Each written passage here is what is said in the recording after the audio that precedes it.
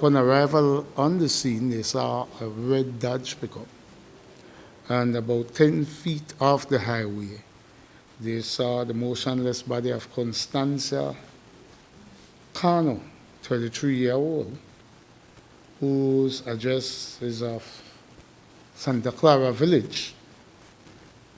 The initial investigation revealed that Fabio Cano, 54 years, cane farmer of Concepcion Village, Corozal district, was driving his red Dodge pickup truck when he alleged that Constancia opened the door and alighted the vehicle while the vehicle was still in motion. No?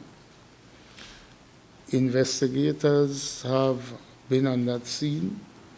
They are gathering statements, and we'll leave it as that for now, because there were only two people traveling in that vehicle at that time, and one cannot answer for herself, so we will allow the investigators time to gather evidence and see what will take place at the end of the investigation. No?